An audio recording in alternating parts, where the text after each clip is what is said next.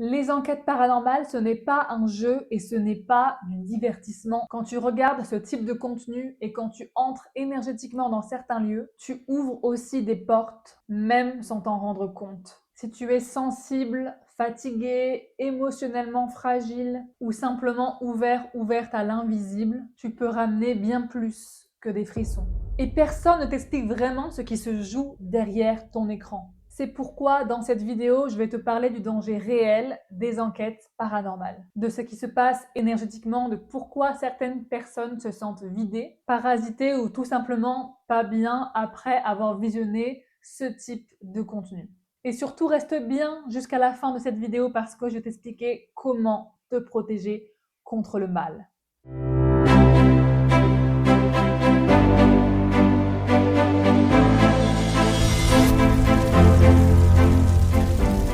Moi, c'est Justine et je te souhaite la bienvenue dans le royaume des mystères. Un endroit où on parle du paranormal, du monde invisible, de secrets cachés, de choses un petit peu inexplicables, tabous ou sombres, et vraiment ce dont en général personne n'a envie de parler ou d'aborder. Eh bien moi, ma mission, c'est de révéler la vérité, et c'est exactement ce que je vais faire aujourd'hui. Mais avant qu'on commence et qu'on entre dans le vif du sujet, je t'invite à activer la cloche, t'abonner, me laisser un j'aime, un commentaire ou encore partager cette vidéo à quelqu'un qui en aurait besoin. Et on commence tout de suite.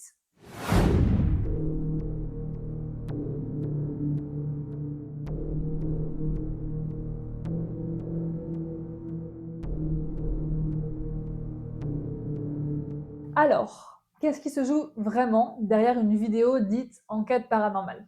En vrai, je suis pas là pour dire que c'est mal de regarder ça, qu'il faut pas. Franchement, il y a plein de créateurs, créatrices, notamment de contenu qui font ce genre d'enquête, notamment Enjoy Phoenix ou Silent Hill, que j'adore vraiment, j'adore ces femmes.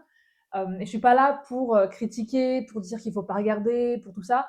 Vraiment pas. Moi, j'ai vraiment envie juste d'être dans la prévention. Cette vidéo, elle est là pour que tu sois conscient, consciente de ce qui se passe quand tu regardes une vidéo comme ça et que tu sois bien outillé, armé, entre guillemets, protégé, pour pas tomber dans des choses un peu sombres et ramener des entités avec toi. Parce que ça, on n'a pas trop envie. Alors, premièrement, qu'est-ce qui se joue? En fait, quand tu regardes une vidéo, donc c'est pas seulement cliquer sur play, être dans ton salon et puis hop, j'ai un petit peu de frisson, j'éteins et puis c'est tout, je vais dormir. En fait, le vrai danger derrière, c'est que tu peux ramener des entités et vraiment toutes sortes de choses, humaines ou pas d'ailleurs, même des choses pas humaines, la mémoire des murs, il y a aussi les esprits, les égrégores de peur stockés parce que du coup, tu te connectes à la peur quand tu regardes tes vidéos, c'est vraiment que de la peur, tu vois?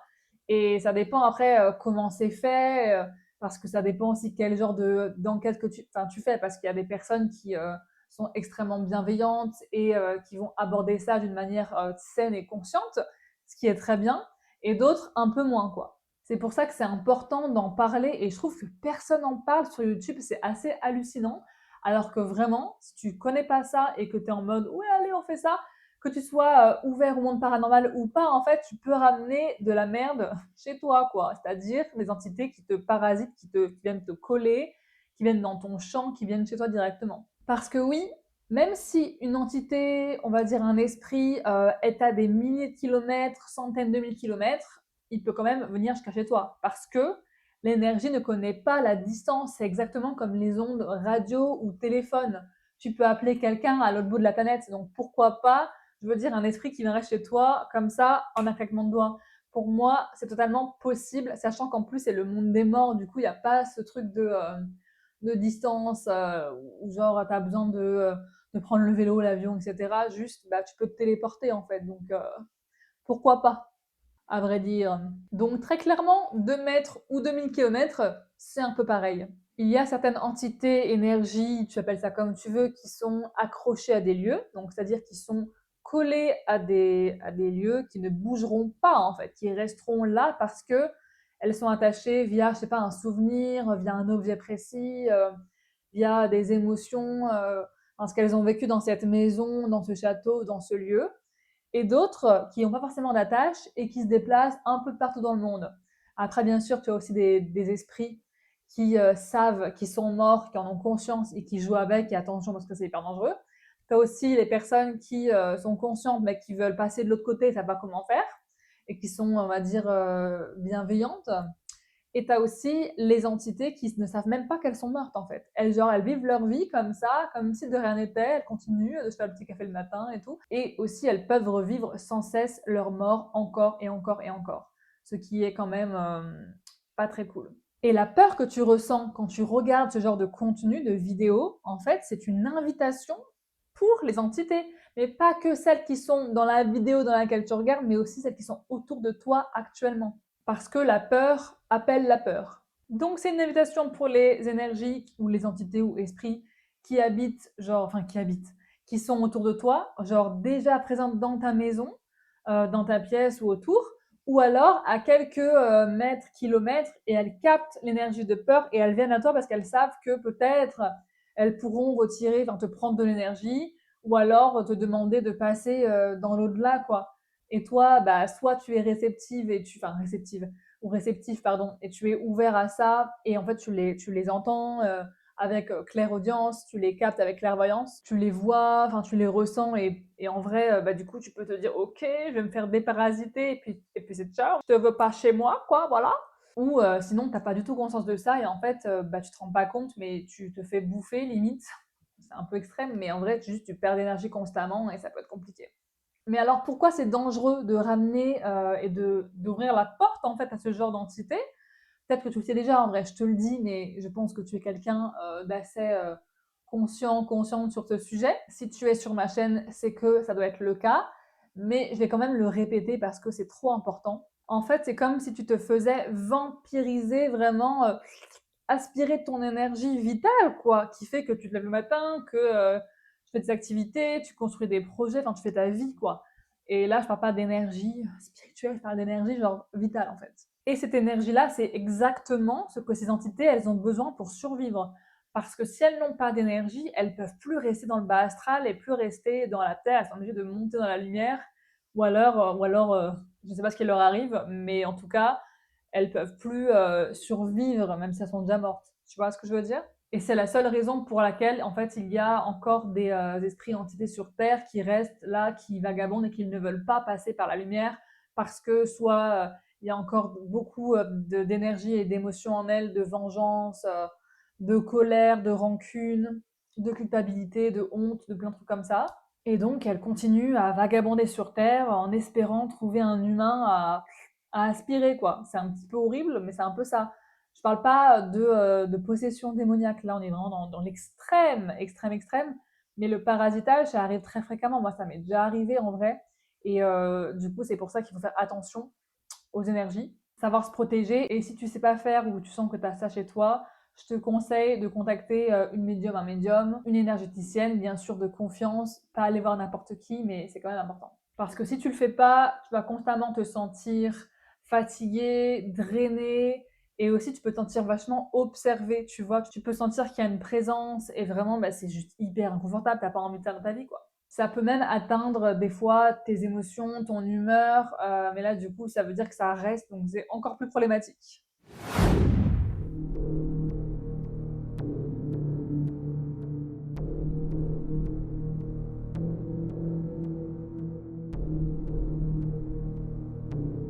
Pourquoi et dans quelle mesure ça t'arrive ce genre de choses? Comment tu peux te faire parasiter? Et attention, hein, pas posséder, parasiter, c'est pas la même chose. C'est pas au même degré du tout, mais tu peux venir attirer ce genre d'entité chez toi alors que t'as pas du tout envie. Très simple, en fait, si tu es dans un bad mood, une mauvaise énergie, tu te sens pas forcément très bien, t'as passé une mauvaise journée, tu t'es embrouillé avec ton mec, avec ta meuf, j'en sais rien, ou encore pire, si tu es en dépression et que du coup, tu es dans un état de tristesse profond, bah en fait, c'est plus facile d'attirer ce genre d'énergie à soi, tu vois. Ça veut pas dire que toutes les personnes qui vivent de la dépression vont forcément attirer des entités, mais si tu regardes une vidéo, moi je parle vraiment de ça dans le cas où tu regardes une enquête paranormale alors que toi-même tu te sens pas bien en fait. C'est juste ça à comprendre et à intégrer, c'est que si tu te sens mal, il y a de fortes chances que tu attires des choses pas très cool chez toi. Autre facteur, imaginons que tu es entouré de personnes toxiques dans ta vie, dans ton environnement, là où tu vis même, et même pas que, en fait, juste dans ta vie à toi, bah forcément, déjà de base, tu es parasité dans le monde réel, hein. Tu as pas besoin forcément d'être parasité dans le monde spirituel pour l'être. Donc déjà, on vire les personnes toxiques de sa vie. Et ensuite, on vire les énergies qui sont venues accrocher à toi. Parce que très souvent, quand tu es entouré de personnes toxiques, en fait, ces personnes-là, elles ont moult entités sur elles ou vraiment, tu vois, comme un truc là gluant qui te colle, qui est noir, comme plein de bestioles. Je vous jure, ça paraît un petit peu fou, mais des fois, je peux capter ce genre de vibrations chez les gens et c'est genre, ouh, un peu dégueu, quoi. Et donc après, tu vas venir nettoyer ces énergies-là, mais imagine que tu te dises, ah oui, moi je vais aller chez mon énergéticienne, comme ça elle va m'enlever le parasitage que j'ai. Alors oui, hein, d'accord, c'est très bien, fais-le, mais si tu continues à rester dans une relation toxique, en fait, ça va revenir encore et encore. Ça ne partira pas parce que cette relation est comme gluée, accrochée à toi, collée à toi. Donc tant que tu n'auras pas dit stop et arrêter cette relation, peu importe que ce soit familiale, amicale, amoureuse, professionnelle, bah du coup, les entités qui vont avec dans le monde spirituel invisible vont aussi s'inviter. Donc il faut couper à la source. Et ces personnes toxiques-là, en fait, elles vont juste empirer ton mal-être. Et donc la porte, elle s'ouvre. En fait, il faut savoir que c'est pas possible pour les entités, pour les esprits qui errent, de venir chez toi ou dans ton énergie à toi, si toi-même tu as mis des barrières, des limites. En fait, c'est comme dans la vraie vie, en fait. C'est pareil, c'est juste un miroir de nous. Ça vient nous apprendre énormément de choses sur nous-mêmes. Mais si tu as une brèche, forcément, floup, on s'infiltre dedans, hein, direct. Hein. Franchement, réfléchis pas. Hein. Parce que les esprits, ils veulent juste de l'énergie, ils veulent juste siroter, hein, comme un cocktail au Bahamas, c'est tout ce qu'ils veulent. Donc le but, en fait, c'est de ne pas avoir de faille. Et je ne parle pas de ne pas avoir de défauts et tout. Hein. Je parle vraiment de ne pas avoir de faille énergétique émotionnel, mental et tout ça, quoi. D'être droit dans ses baskets, d'être aligné avec ses valeurs dans sa vie, de dire non à ce que tu veux plus, oui à ce que tu veux et de te choisir en fait. Parce que vraiment, ça va aussi t'aider. Et il suffit que ton émotion actuelle, ton énergie, ta vibration actuelle entre en résonance avec la vidéo d'enquête paranormale que tu regardes et boum, hop, là, ça s'infiltre dans la brèche. Et bien sûr, si tu es terrorisé quand tu regardes ça, forcément, ça vient nourrir la peur. Donc, comme j'ai dit tout à l'heure, la peur attire la peur, très clairement. Voilà un peu les raisons, même si en vrai il y en aurait 15 milliards, mais c'est les plus courantes.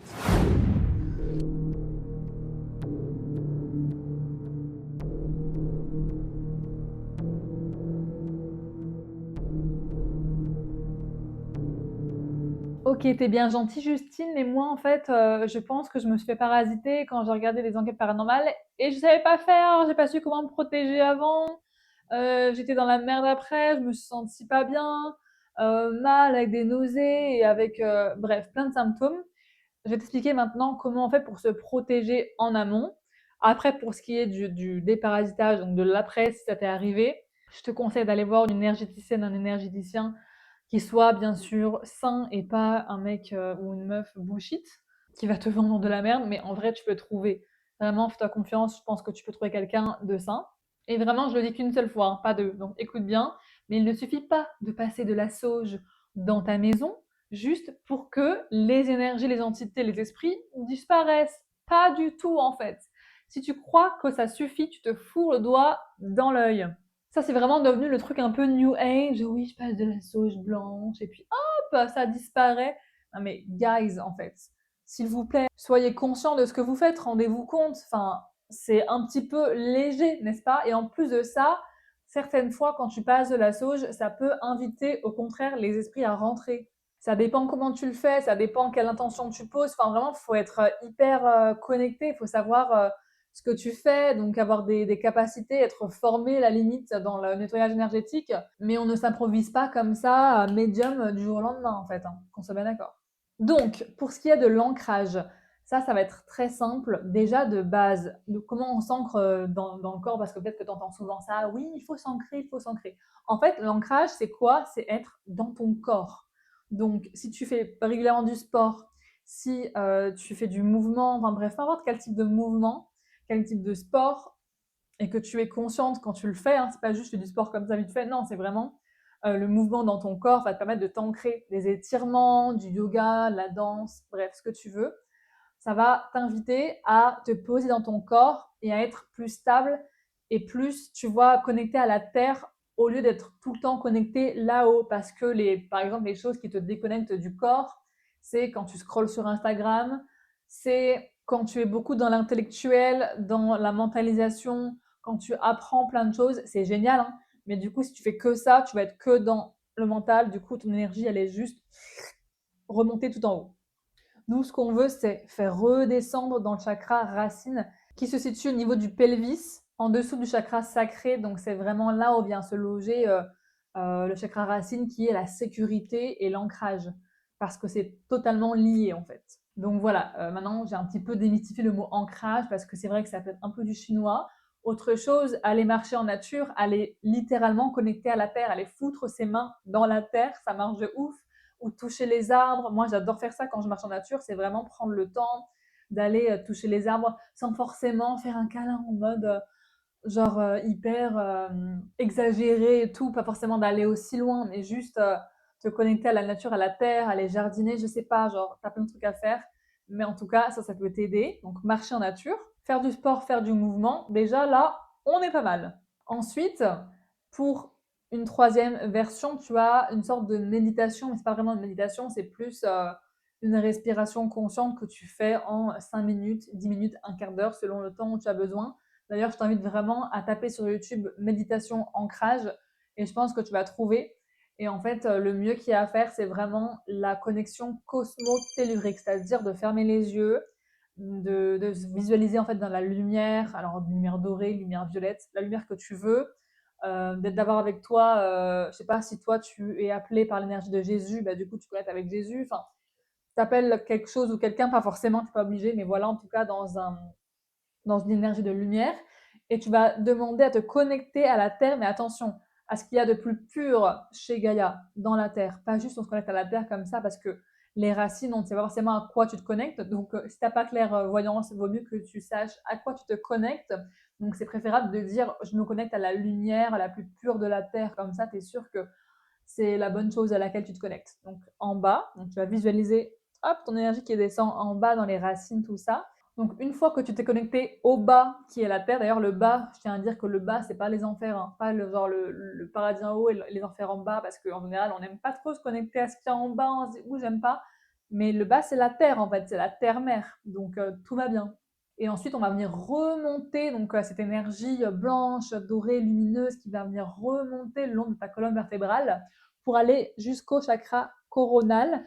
Et ensuite, tu vas venir te connecter du coup à ce qu'il y a en haut pour avoir la connexion cosmo-tellurique, donc du bas vers le haut, puis du haut vers le bas. Et c'est comme ça que tu es ancré. Maintenant, après avoir fait cet ancrage, il est important de noter dans ton corps comment tu te sens pour savoir si vraiment tu t'es bien ancré ou pas. Parce que normalement, tu es censé vraiment te sentir plus dense, avec une énergie plus compacte, je dirais. Parce que tu vois, c'est vraiment l'opposé de se sentir dilué, comme flotter dans les nuages, dans les airs, un peu énergie vaporeuse. Ça, c'est quand tu n'es pas ancré du tout.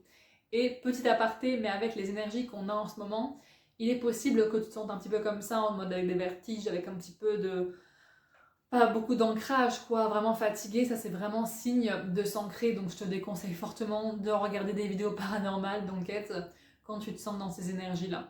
Alors que quand tu es ancré, vraiment, tu as comme de la densité, tu te sens connecté au sol, à la terre, là où tu te trouves à tes pieds, quoi, au plancher, et en fait, ça va venir vraiment, ouais, te donner une énergie beaucoup plus dense, comme, tu vois, un truc concret dans la matière où tu peux le sentir, bah c'est vraiment ça. C'est comme ça que j'appelle la densité, je dirais vraiment le mot compact, je pense que ça résume bien. Donc voilà comment on se protège.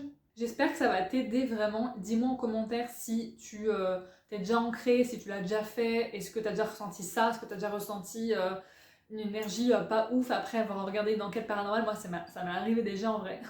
Ça m'est arrivé, je peux te dire, et en vrai, c'était pas ouf parce que c'est comme si ma voix était différente, mes yeux, mon regard, c'est comme si en fait j'étais pas forcément moi-même.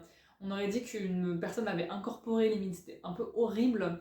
Donc j'ai pu me nettoyer toute seule, mais j'avoue que en vrai c'est pas forcément, c'est pas ouf quoi. Donc maintenant je regarde extrêmement peu, et quand je le fais vraiment, je m'ancre vraiment beaucoup. Et aussi à savoir que si après même cet ancrage, après avoir fait cette méditation, tu te sens toujours pas très dense, tu te sens pas forcément très ancré, juste ne regarde pas la vidéo quoi, regarde à un autre moment et Vraiment, ne te force pas parce que tu vas t'attirer des ennuis. Donc il vaut mieux pas le faire et te protéger, te préserver. Donc en conclusion, je dirais que les enquêtes paranormales sont très loin d'être anodines. La peur n'est pas juste une émotion, c'est une porte vibratoire. Et si tu l'ouvres sans conscience, sans ancrage et sans protection, tu t'exposes. Et parfois, tu sais même pas à quoi. Pas parce que tu es faible, mais parce que tu es sensible. Le vrai pouvoir, ce n'est pas d'aller voir toujours plus loin dans le monde invisible. C'est d'avoir le discernement nécessaire pour savoir quand ouvrir, quand ne pas ouvrir et comment rester souverain, souveraine dans ton énergie. Reste ancré, reste lucide. Voilà, c'est tout pour moi dans cette vidéo. J'espère qu'elle t'aura plu vraiment. C'était juste un partage comme ça. Peut-être qu'elle est un peu plus courte que les dernières fois et encore, je suis même pas sûre parce que vraiment, je fais que parler. Mais pour moi, c'était vraiment important de parler de ça parce que je vois très peu de vidéos comme ça sur YouTube et c'est très important de faire de la prévention, d'avoir de la conscience derrière tout ça, de s'ancrer. Donc, j'espère que ça t'aura aidé. N'hésite pas à me partager tes ressentis. Et moi, je t'embrasse, je te fais des gros bisous. Je te dis à dimanche prochain pour une toute nouvelle vidéo. Ciao!